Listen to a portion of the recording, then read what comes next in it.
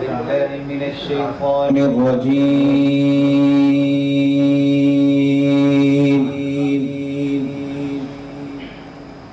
بسم الله الرحمن الرحيم.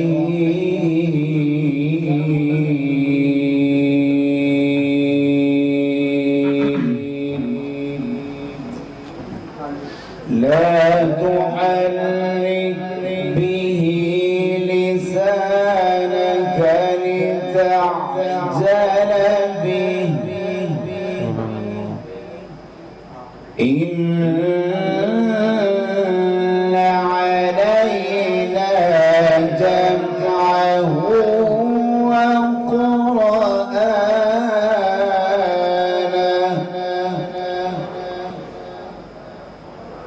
فإذا قرأناه فاتبع قرآنه ثم إن علينا بيانه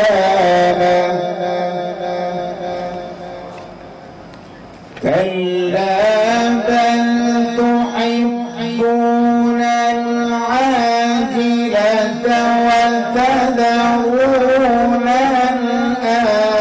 الآخرة وجوه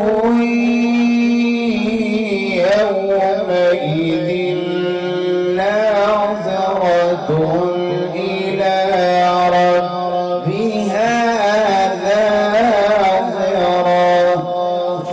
سبحان الله سبحان الله سبحان الله. ووجوه يومئذ باسرة تظن أن يفعل بها فاقرة كلا إذا بلغت التراقي وقيل من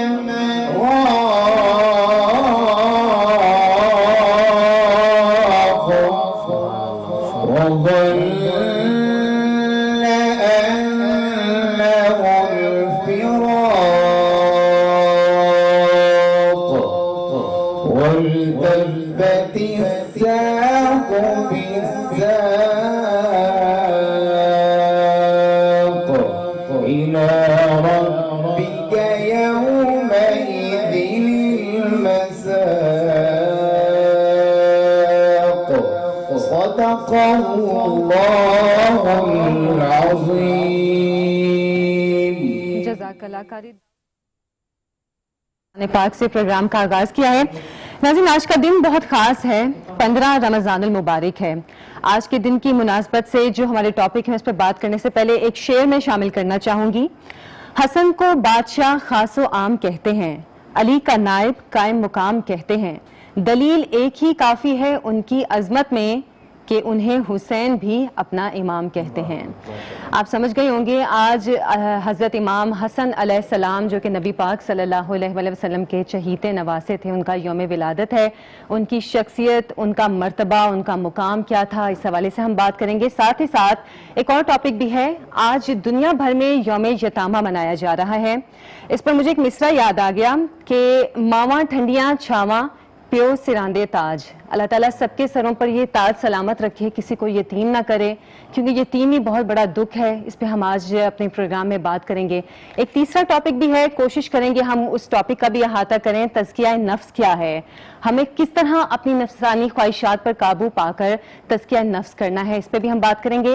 آج کے پروگرام کے ساتھ، اس نشریات کے ساتھ میں ہوں آپ کی ہوسٹ عائشہ ذوالفقار. پاکستان کے طول و عرض میں جانبین میں طرفین میں بسنے والے جملہ میرے اہلیان وطن آپ سب کو محمد عائز طیبی کی جانب سے السلام علیکم ورحمۃ اللہ وبرکاتہ. آج جس طرح عائشہ نے کہا کہ 15 رمضان المبارک ہے اور آج اس ذات والا کا یوم ولادت ہے جو رسول اللہ کے صاحبزادے ہیں.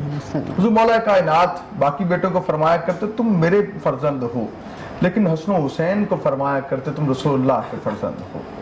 یہ وہ شہزادے ہیں کہ جو شبیہ رسول بھی ہیں. جن کے گھر میں قرآن اترتا ہے، جن کے گھر میں رحمتوں کا نزول ہوتا ہے، جن کی والدہ سیدہ طیبہ اماں جی سیدہ زہرا پاک سلام اللہ علیہا، جن کے بابا شیر خدا ہیں، جن کے نانا رسول اللہ ہیں، اور آج ہم بات کریں گے امام حسن مجتبیٰ علیہ السلام آپ کی یوم ولادت کے حوالے سے، آپ کی جود و سخا کے بارے میں، آپ کی شجاعت کی بات کی جائے گی، آپ کے حلم بردباری کی بات کی جائے گی، اور آج ہم اپنے مقدر کو چمکائیں گے ان کا ذکر کر کے۔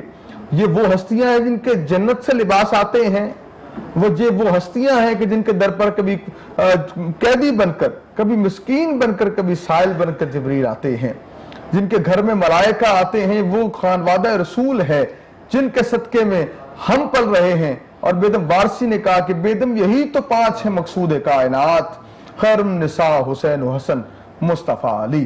اور ساتھ دوسرا موضوع ہے یوم یتامہ کے حوالے سے بات کر رہے ہیں۔ یتیمی جو ہے، ایک جب کسی کو کہتے ہیں یتیم ہے تو دل ہمارا نرم ہو جاتا ہے، لیکن ہمارے کریم آقا صلی اللہ علیہ وسلم کی کیا تعلیمات ہیں۔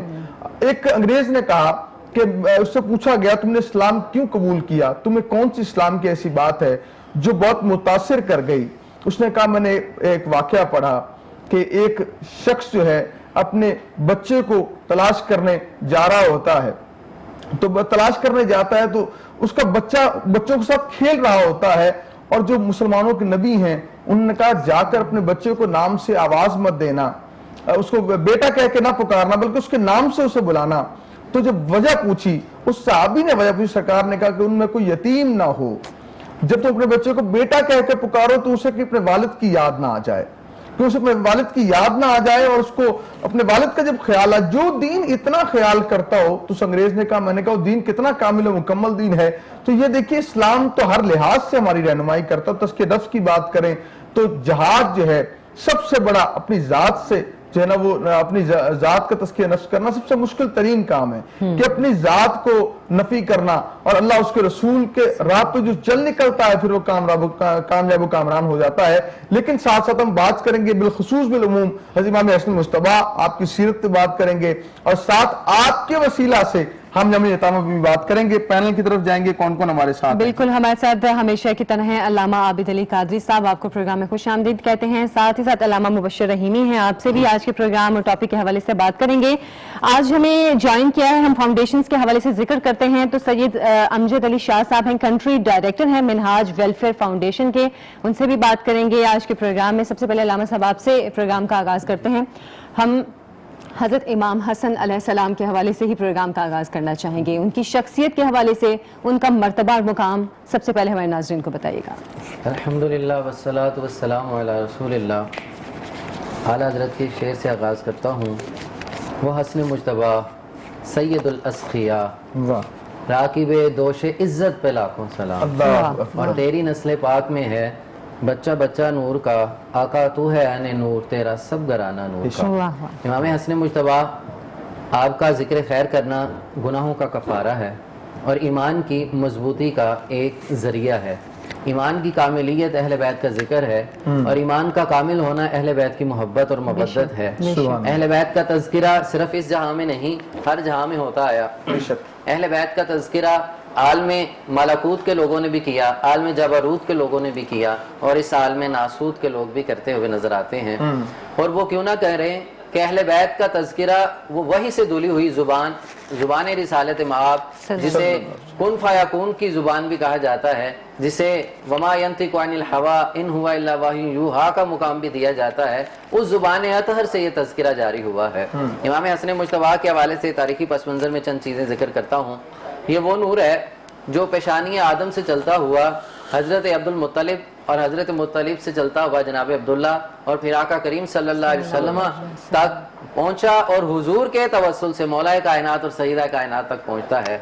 مجمع البحرین ہوتا ہے، مرج البحرین یلتقیان، جب یہ دو سمندر تطہیر ملتا ہے اور سمندر علم اور معانی آپس میں ملتے ہیں تو لؤلؤ والمرجان امام حسن حسین کائنات کو دیے جاتے ہیں۔ اور یہ وہ ہستی ہے، حضرت جناب عبد المطلب نے خواب دیکھا، حرم پاک میں آرام فرما رہے تھے۔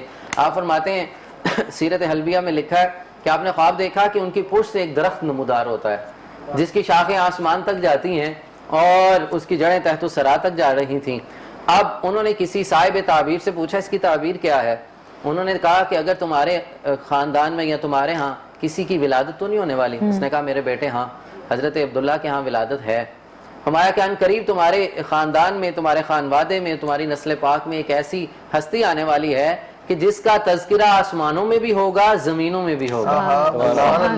اور چند ماہ بعد آقا کریم صلی اللہ علیہ وسلم اس کائنات کو نور عطا کرنے کے لیے تشریف لے آتے ہیں۔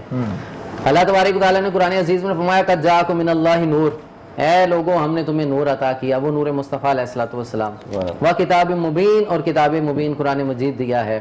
آقا کریم صلی اللہ علیہ وسلم کا حسن ازلی جو ازل سے چلتا ہوا حضور نبی رحمت صلی اللہ علیہ وسلم تک پہنچا، تو حضور نبی رحمت کی روح پاک جو ہے وہ روح اعظم ہے، اور جسم پاک جو ہے جسم لطیف ہے۔ ہم سب کے جسم ثقیف ہوتے ہیں لیکن حضور کا جسم بھی لطیف تھا۔ اس کے بہت سے معنی ہے، جیسے کہ آپ صلی اللہ علیہ وسلم کے جسم پاک سے پسینہ ظاہر ہوتا ہے تو وہ بھی نور ہے، وہ بھی خوشبو ہے۔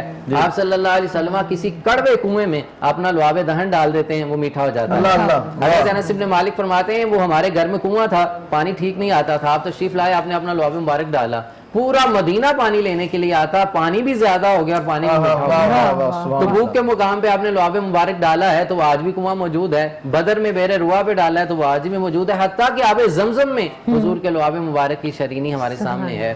کسی کی آنکھ باہر نکل جاتی ہے تو لعاب کام آتا ہے، کسی کی بازو ٹوٹ جاتی ہے تو وہ صحابی لے کے آتے ہیں تو حضور لعاب لگاتے ہیں تو شفا بن جاتی ہے۔ پھر حضور نبی رحمت صلی اللہ علیہ وسلم کے جسم پاک سے خون مبارک جو ہے، حضور کا جو اپنا پاکیزہ طاہر مطہر خون ہے، وہ کسی کو مس ہو جائے تو اس کا کیا کہنا؟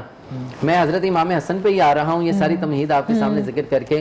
حضرت عبداللہ بن زبیر فرماتے ہیں کہ حضور صلی اللہ علیہ وسلم نے پچھنے لگوائے، وہ ایک خاص قسم کا ایک طریقہ علاج ہوتا ہے، خون مبارک جسم پاک سے نکلا، آپ نے فرمایا اس کو ایسی جگہ رکھو کہ اس کا ادب برقرار رہے، کسی ایسی جگہ نہ گزرگاہ میں نہ پھینکنا، کہیں ایسی جگہ۔ انہوں نے سوچا یہ صرف ادب اور محبت سے یہ بات سمجھ آ سکتی ہے، امام بخاری نے ذکر کیا اور دیگر صحابہ میں یہ روایت موجود ہے، میں ود ریفرنس بات کر رہا ہوں۔ تو انہوں نے سوچا کہ یہ اتنی پاکیزہ شے ہے جو اتنی خوشبو آ رہی ہے، آپ فرماتے ہیں مجھے یوں لگ رہا تھا کہ حضور نے کسی پیالے میں مجھے کستوری اور عنبر دے دی ہے، کوئی اعلیٰ ترین خوشبو۔ آپ کو پتہ ہے عرب کے لوگ خوشبو کے ویسے دل دیدہ آج بھی ہیں، وہ اتنی خوشبو تھی، انہوں نے کیا کیا، اسے نوش جاں کر لیا۔ سبحان اللہ۔ پھر ہوا کیا؟ قرآن مجید نے کہا، قرآن مجید کا اصول ہے کہ خون کا استعمال کرنا حرام ہے۔ صحابی کا عاشق کا مقام دیکھیے، انہوں نے نوش جہاں کیا، ان کے پورے جسم سے خوشبو آنے لگی، فقط ان کے نہیں، ان کی اولاد و نسلوں میں جو گھر میں بیٹا پیدا ہوتا اس کے جسم سے خوشبو آتی، وہ میرے محبوب علیہ السلام۔ اب دیکھیں احد کا مقام ہے، ادھر آپ صلی اللہ علیہ وسلم کی رخسان مبارک پہ ایک تیر لگتا ہے، وہ خون کے چند قطرات باہر آتے ہیں۔ اب احد نے اس کو محفوظ کیا، آج بھی احد میں خوشبو آ رہی ہے خون رسول کی۔ اب تو یہ ہے بے جان چیز نے خون مبارک کو محفوظ کیا، اس میں خوشبو آ رہی، صحابی نے محفوظ کیا، اس میں خوشبو آ رہی، جو خود خون رسول ہوں، امام حسن مجتبیٰ جن کے رگو پہ میں خود خون رسول گردش کر رہا ہو، پھر نور رسول گردش کر رہا ہو، ان کا مقام مرتبہ کیا ہوگا؟ آپ کی ولادت پاک بھی ایک کرامت ہے۔ کیسے کرامت ہے؟ حضرت جناب ابوبکر صدیق رضی اللہ تعالیٰ، آپ کی زوجہ پاک حضرت اسماء بنت امیس، آپ خدمت میں معمور تھی، اماں جان کی، اماں جان کی خدمت میں معمور تھی، ظہر کے بعد کا وقت ہے، امام حسن مجتبیٰ کی ولادت ہو جاتی ہے۔ ولادت ہوئی، سارے معاملات ہوئے تو حضور کی بارگاہ میں حاضر ہو گئیں جا کے، اماں جی نے ظہر ادا کی، حضرت امام حسن مجتبیٰ کی ولادت ہوتی ہے اور پھر عصر بھی ادا کی جا رہی ہے۔ اللہ اکبر۔ یہاں ایک بڑا لطیف نقطہ ہے، میں بڑے ادب کے ساتھ، کیونکہ بارگاہ بہت بڑی ہے، بڑے نپے تلے لفظوں کے ساتھ میں یہ ایک مسئلہ ظاہر کرنا چاہ رہا ہوں قرآن مجید کی اس آیت کا۔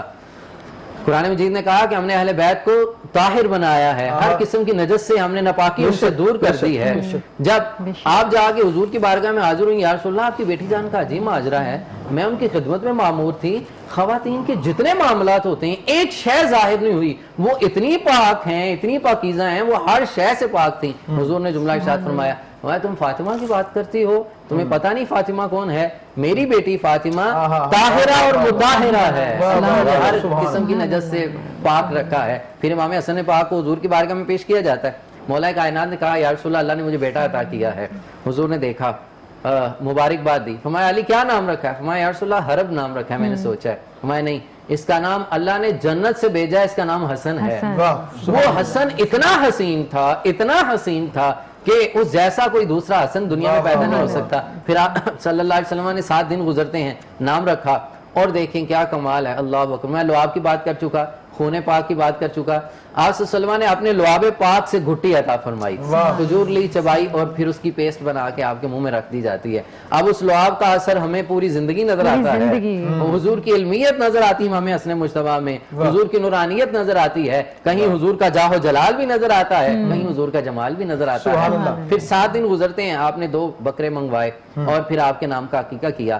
آپ کے نورانی بالوں کو آپ کے سر انور سے جدا کیا جاتا ہے امام حسن پاک, پھر اسی کے وزن کے مطابق چاندی صدقہ کر دی جاتی ہے. 7 دن گزرے اور یہ سارے معاملات, یہ ابتدائی رسومات جو شرعی رسومات ہیں, جو شرعی قواعد و ضوابط کے مطابق, جو شریعت کی سنت مطہرہ کے مطابق ہمارے سامنے جو رہنمائی ملتی ہے, آپ سرکار علیہ الصلوۃ والسلام نے امام حسن پاک کی خود فرمائی. اور آپ فرمایا کرتے تھے حسن میرا بیٹا ہے, حسن میرا بیٹا ہے. عصر کی نماز پڑھ کے حضرت ابوبکر صدیق رضی اللہ تعالیٰ مولا کائنات مسجد نبی شریف سے نکلے, بچے کھیل رہے ہیں, امام حسن پاک بھی ان میں ہیں. جناب صدیق اکبر نے ان کو اپنے کندھوں پہ بٹھا لیا, یہ بھی حضور کی سنت تھی. کندھوں پہ بٹھایا اور چلتے جا رہے ہیں. کہا اے علی, یہ تمہارا بیٹا ہرگز تمہاری شباہت نہیں ہے, ہو بہو تصویر مصطفیٰ ہے, یہ جمال مصطفیٰ علیہ الصلوۃ والسلام ہے, یہ حضور کی تصویر ہے. مولا کائنات اس پہ مسکرائے اور خوب مسکرائے, فرمائے حقیقتاً یہ شبیہ مصطفیٰ ہے. یہ ہے امام حسن پاک جن کی شان وراء الورا ہے. آپ کی علمیت ہو, آپ کا حسن و جمال ہو, آپ کا تدبر ہو, آپ کا حکیمانہ فیصلے ہوں, اور آپ کی دور حکومت کے خلافت کے معاملات ہوں, جہاں بھی آپ ہوں ہمیں تصویر ہر جگہ جو ہے فیضان مولا حسن ملتا ہے. اور ساتھ آج یوم یتیموں کی بات کر رہے ہیں. مولانا یہ بتائیے گا کہ ایک یتیم کی پرورش کرنے کے حوالے سے قرآن کیا رہنمائی کرتا ہے, مصطفیٰ کا فرمان کیا رہنمائی کرتا ہے؟ بسم اللہ الرحمن الرحیم. کلا بل لا تکرمون الیتیم ولا تحاضون علی طعام المسکین. صدق اللہ العظیم و صدق رسولہ النبی الکریم. سب سے پہلے اللہ کے نبی صلی اللہ علیہ وسلم نے فرمایا, کوئی شخص غریب بھی ہے, کسی یتیم کا اکرام کرتا ہے, کل قیامت کے روز ایسا ہوگا کیسے یہ 2 انگلیاں. اور پھر فرمایا کہ جو شخص, نبی علیہ الصلوۃ والسلام نے فرمایا, جو کسی یتیم کی پرورش کرتا ہے اور اپنا ہاتھ اس کے سر پہ رکھ دیتا ہے, سر پہ کتنے بھی بال ہوتے ہیں اللہ اس کے گناہوں کو معاف فرما دیتا ہے. اور ساتھ ساتھ یہ فرمایا کہ دیکھیں جی, ساتھ سے یتیم ہو گیا ہے, کوشش یہ کیا جائے جب تک بالغ نہیں ہوتے اس یتیم کے مال کو سنبھال کے رکھا جائے کہ کل وہ کسی کا محتاج نہ ہو. اور ایک روایات کے اندر آتا ہے, فرمایا کہ یتیم کی تربیت بہت اہم ہے. یتیم اسے کہتے ہیں جس کا والد دنیا سے رخصت ہو گیا ہو, اور اس کی پرورش کرنا, اس کو عالم بنانا, حافظ بنانا. عالم نے اتنا تو دین کی سمجھ ہوگا, اس کو پاکی ناپاکی کا پتہ ہو. اور پھر فرمایا کہ جو انسان وہی اولاد کی تربیت کرے گا, کل قیامت کے نبی علیہ السلام اس کو اپنا سایہ نصیب فرمائے. اور فرمایا کہ جو انسان کسی یتیم کا سہارا بنتا ہے, اللہ کے نبی صلی اللہ علیہ وسلم نے فرمایا کل قیامت کے روز میں اس کا سہارا بنتا ہوں. اور جو انسان یتیموں کے ساتھ اچھا سلوک کرتا ہے, کل قیامت کے روز اللہ رب العزت اس کے ساتھ اچھا سلوک کریں گے. اور پھر فرمایا کہ یتیموں کو جو حق کھاتا ہے, اللہ کے نبی صلی اللہ علیہ وسلم جب معراج شریف پہ گئے تو دیکھتے ہیں کہ کچھ ایسے لوگ ہیں جن کو انگارے ان کے منہ میں ڈالے جاتے ہیں اور پھر نکالے جاتے ہیں. تو جبرائیل امین سے پوچھے یہ کون لوگ ہیں, فرمایا یہ وہ لوگ ہیں جو یتیموں کا حق کھاتے ہیں. تو اس لیے کوشش ہی کیا کریں کہ یتیموں کا حق نہ کھائیں اور یتیموں کے ساتھ اچھا سلوک کریں. صحیح. اچھا, ہم یوم یتامہ کے حوالے سے بھی بات کر رہے ہیں, اور امام حسن علیہ السلام کی شخصیت اور ان کا جو مرتبہ اور مقام ہے اس کی تو کیا ہی بات ہے, اس پہ تو ہم پورا پروگرام بھی کریں تو وہ بھی کم ہے. لیکن ساتھ ہی ساتھ ہم فاؤنڈیشنز کا بھی ذکر کر رہے ہیں اور اپنے گزشتہ پروگرامز میں بھی کرتے رہے ہیں. ہم بات کریں گے سید امجد علی شاہ صاحب سے, لیکن ابھی ایک بریک کا ٹائم ہوا ہے, بریک سے واپس آئیں گے, پھر گفتگو کا سلسلہ آگے بڑھائیں گے. ہمارے ساتھ رہیے. بہت شکریہ.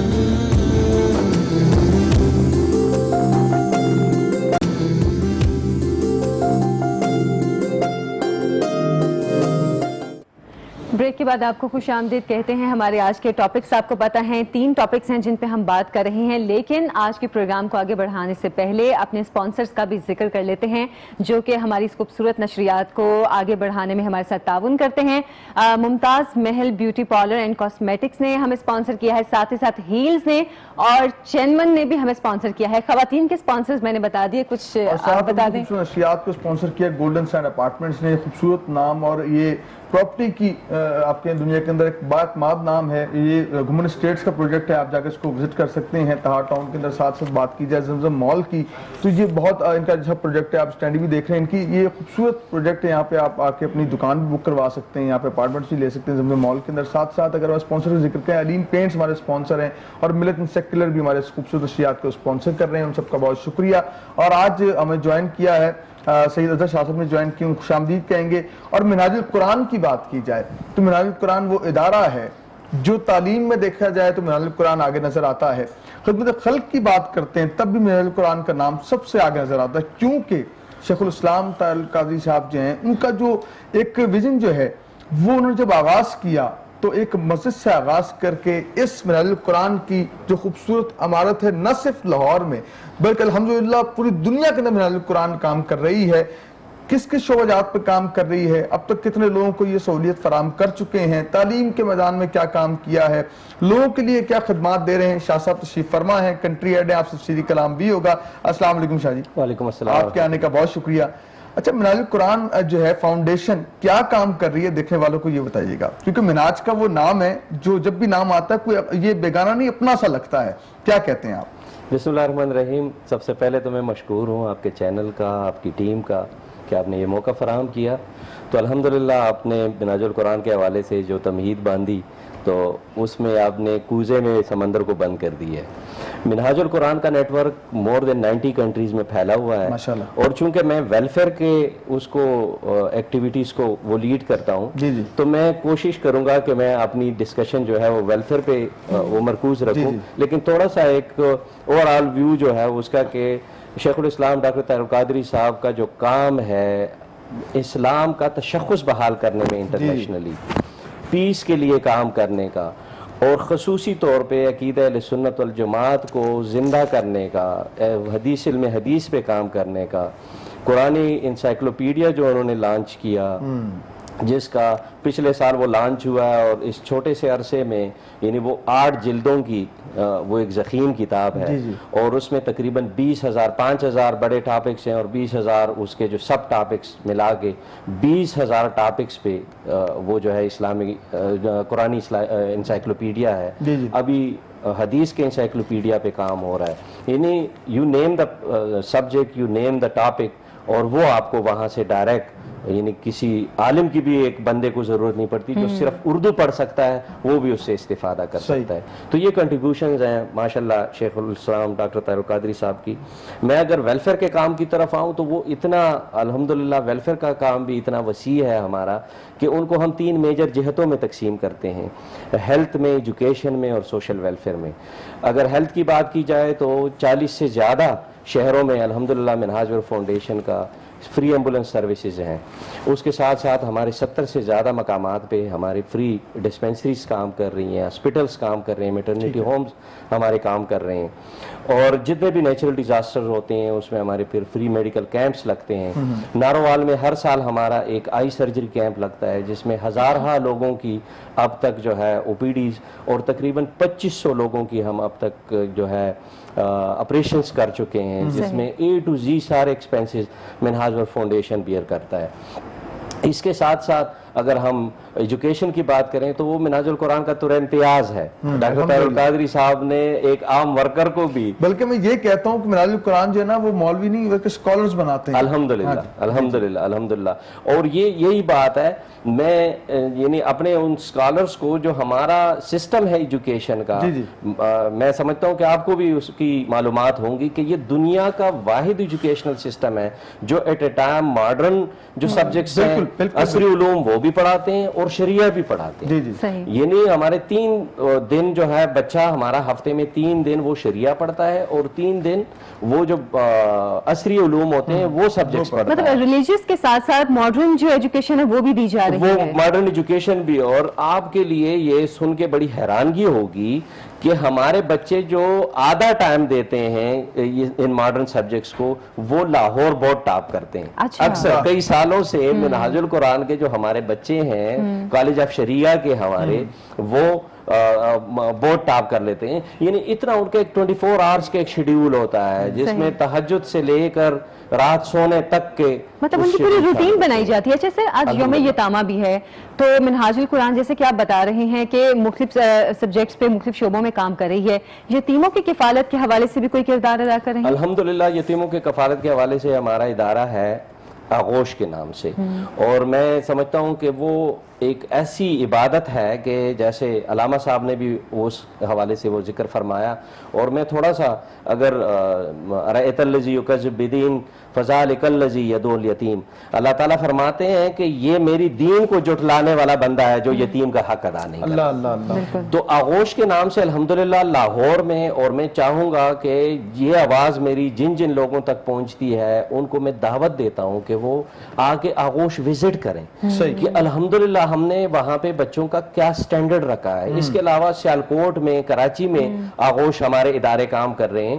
لاہور کے ادارے میں جو ہمارے یتیم بچے جو ہیں ان کی تعلیم, ان کی تربیت, ان کا رہنا سہنا, ان کا سب کچھ جیسے ایک ہمارے گھر میں, یعنی ہم اپنے بچوں کی تمام جو ایکٹیویٹیز ہوتی ہیں, تمام ایکسپینسز وہ ہم بیئر کرتے ہیں, چاہے ان کے اسکول کے یونیفارم ہو, چاہے اسٹیشنری ہو, چاہے اسکول کی فیسیں ہوں, چاہے کھانا ہو, چاہے رہنا سہنا ہو. یعنی ایک بچے پر ہم تقریباً 12,000 سے 15,000 روپے پر منتھ خرچ کرتے ہیں. اس سے آپ اندازہ کر سکتے ہیں کہ الحمدللہ آغوش کے بچے کس سٹینڈرڈ پہ ہم نے ان کو رکھا ہوا ہے. اور یہی ادارہ ہمارا سیالکوٹ میں بھی کام کر رہا ہے اور کراچی میں بھی وہ کام کر رہا ہے. ہمارا آبجیکٹو ہے اس ادارے کے لیے, آغوش کے لیے, کہ انشاءاللہ پاکستان کے تمام میجر سٹیز میں آغوش کی برانچیں ہوں اور وہاں پہ یتیم بچوں کی صرف تربیت اور کفالت نہ ہو بلکہ ان کو تعلیم بھی دی جائے. اور آغوش لاہور میں جو ہمارے پاس 2005 کے زلزلے کے بعد جو بچے آئے تھے, الحمدللہ آپ کو بہت خوشی ہوگی یہ سن کر کہ وہ تمام اس میں سے اکثر جو ہے پریکٹیکل لائف میں انٹر ہو چکے ہیں, اب وہ دینے والے ہاتھ ہو چکے ہیں,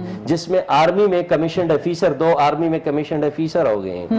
پروفیشنل ڈگریز میں انہوں نے ماسٹرز کر لیے ہیں, فل کر لیے ہیں, میتھس کمیونیکیشن میں, فزکس میں, کیمسٹری میں. وہ بچے جو ہیں یہاں اس لیول پہ پہنچ گئے ہیں. یعنی ہم ان کو صرف اسکالر یا مولوی نہیں بنا رہے, ان بچوں کو فریڈم یہ ہوتی ہے کہ وہ کون سے سبجیکٹ میں آگے وہ بڑھنا چاہتے ہیں اور کون سے سبجیکٹس میں کیا کہنا چاہتے ہیں. اور بہت شکریہ آپ تشریف لائے ہمارے پاس آج. اور مناج کی بات کیجئے, بہت بڑا یہ ایک تناور درخت بھی ہے سایہ دار. میں کس کس شاخ کی بات کروں. تعلق قادری صاحب کو ہم اپنے نشریات سے بھی سلام پیش کرتے ہیں, مناج قرآن کو بھی سلام پیش کرتے ہیں اس خوبصورت کاوش کے اوپر, اور ساتھ ساتھ نعت کے ساتھ رخصت لیں گے. بسم اللہ کیجئے گا بھائی. حضور سا کوئی انتظام ہو جائے, حضور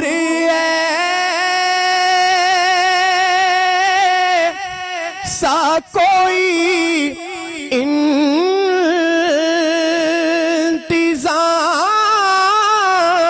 انتظام ہو جائے, سلام کے